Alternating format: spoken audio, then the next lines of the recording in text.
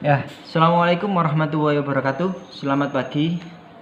Sebelum saya menjelaskan materinya pada hari ini, marilah kita berdoa terlebih dahulu agar kita senantiasa diberikan kesehatan, keselamatan, keberkahan, dan wabah penyakit COVID-19 ini segera diangkat oleh Allah Subhanahu wa taala. Ridhallahi taala. Al-Fatihah.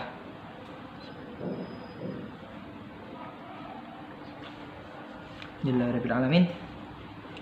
Oke, di pertemuan yang kedua ini materi yang akan saya jelaskan yaitu salah satu cabang dari permainan bola besar, yaitu tentang olahraga yang paling digemari di dunia, yaitu olahraga sepak bola ya. Tapi sebelum kita ke teknik dasar, sebelum kita ke peraturan, hari ini kita akan membahas tentang sejarahnya terlebih dahulu supaya kalian tahu bukan hanya bisa memainkannya tapi juga harus tahu sejarahnya. Di sejarah yang awal terbentuknya sepak bola, kemudian sampai kita nyampe di negara kita Indonesia. Jadi silakan kalian simak baik-baik video ini karena nanti ada beberapa pertanyaan yang harus kalian jawab dan upload di e-learning ya. Jadi silakan disimak. Kalau kalian nyimak pasti nanti akan tahu pertanyaannya dan jawabannya ya. Oke, sekarang sepak bola.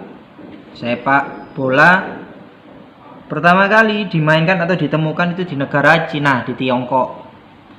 Pada tahun berapa? Pada tahun 2 sampai 3 sebelum Masehi ya.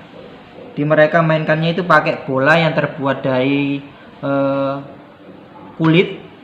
Mereka mainkannya tanpa aturan yang jelas, menggunakan gawang yang kecil. Jadi aturannya tidak jelas. Kemudian sepak bola ini berkembang sampai ke negara Inggris. Nah, berkembangnya sepak bola ini baru nyampe ke negara Inggris. Baru di Inggris itu sepak bola dimainkan oleh para mahasiswa di universitas dan sekolah. Dan di situ diterapkan atau dibentuk aturan-aturan yang jelas di peraturan sepak bolanya. Kemudian setelah di Inggris, sepak bola berkembang ke seluruh dunia melalui jasa para pedagang, kemudian para pelaut dan para tentara. Jadi mereka itu menyebarkan sepak bola ketika mereka tahu di Inggris, kemudian mereka menyebarkan ke negaranya masing-masing dan negara yang mereka singgahi karena mereka itu pedagang dan pelaut. Jadi sepak bola berkembang pesat ke seluruh dunia. Kemudian induk organisasinya pada tanggal 21 Mei 1904 di Perancis, tepatnya di kota Saint-Honor, itu terbentuk yang namanya FIFA atau singkatannya dari Federation International Football Association ya. Itu pada tahun 1904 FIFA terbentuk di Perancis. Tokoh yang membentuk yaitu Robert Guerin. Beliaunya berusia 75 tahun dan beliau menjadi presiden pertama FIFA. Di Robert Guerin ini membentuk FIFA pada tahun 1904 di Prancis. Kemudian beliaunya juga menjadi presiden pertama di FIFA. FIFA itu adalah induk organisasi pusat sepak bola di dunia. Jadi kita ini juga ikut mereka ya. Di sepak bola Indonesia juga ikut induk organisasinya mereka, di bawah naungannya mereka. Jadi FIFA nanti bercabang ke Asia, nanti bercabang ke ASEAN, baru kita nanti ikut ke ASEAN, ikut Asia, kemudian ikut ke dunia, namanya FIFA. Tuh ya. Itu sedikit sejarah sepak bola di dunia. Sekarang masuk ke sejarah kita. Sejarah sepak bola di Indonesia. Sepak bola masuk ke Indonesia itu lewat para penjajah di masa Belanda. Jadi tetap tentara yang membawa ke negara kita. Mereka memainkannya pada tahun abad 1900-an. Mereka memainkannya, kemudian para pribumi atau warga lokal, warga Indonesia ikut memainkannya. Ya. Kemudian pada tanggal 19 April 1930 kita membentuk induk organisasi namanya PSSI, ya, Persatuan Sepak Bola Seluruh Indonesia. Jadi induk organisasi sepak bola Indonesia namanya PSSI, Persatuan Sepak Bola Seluruh Indonesia, pada tanggal 19 April 1930. Itu yang mengatur seluruh sepak bola di Indonesia. Tokoh yang berperan terbentuknya PSSI itu namanya Bapak Suratin Sosrogondo namanya. Ini Bapak Suratin Sosrogondo. Biasanya setiap tahun ada turnamen namanya Piala Suratin, ya, karena untuk mengenang Bapak Suratin sebagai pembentuk PSSI yang pertama kali, ya.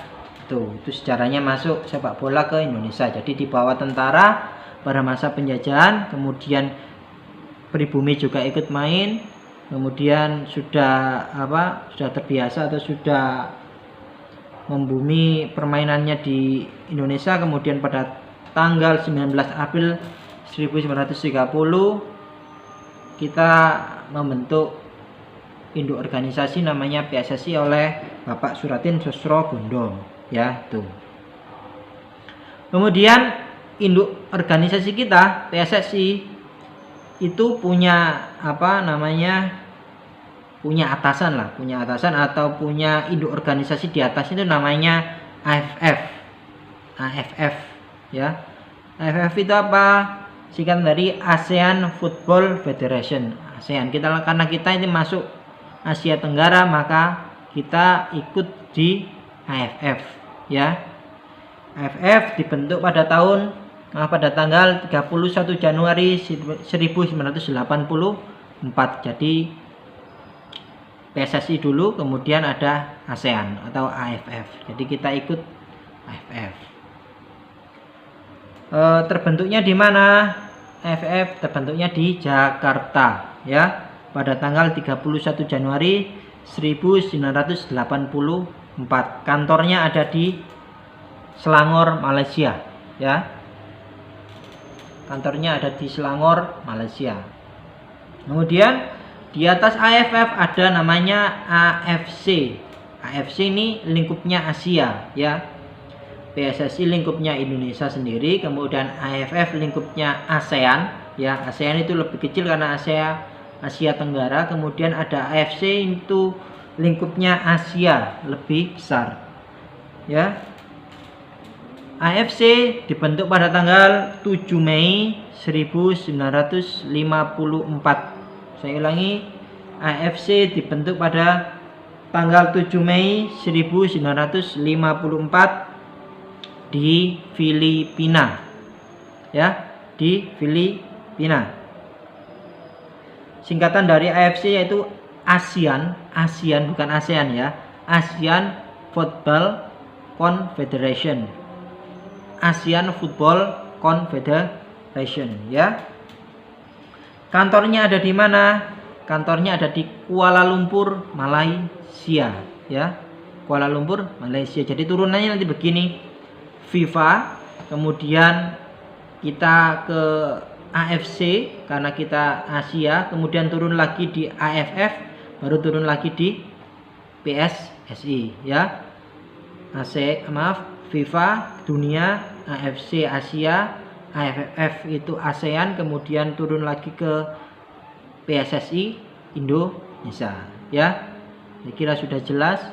Saya ulangi, FIFA dibentuk di Prancis, kemudian AFC dibentuk di Filipina, AFF dibentuk di Indonesia, kemudian PSSI juga dibentuk di Indonesia, ya. Tuh. Kira itu sejarah singkat sepak bola dunia sampai masuk kita ke negara kita, ke negara Indonesia. Jadi kalau kalian menyimak video saya, nanti ada beberapa pertanyaan ya, nanti saya berikan di KI 3 pengetahuan, nanti silakan dikerjakan situ, nanti silakan upload juga. Itu sejarah singkat tentang sepak bola dari terbentuknya di dunia sampai ke negara kita Indonesia ya.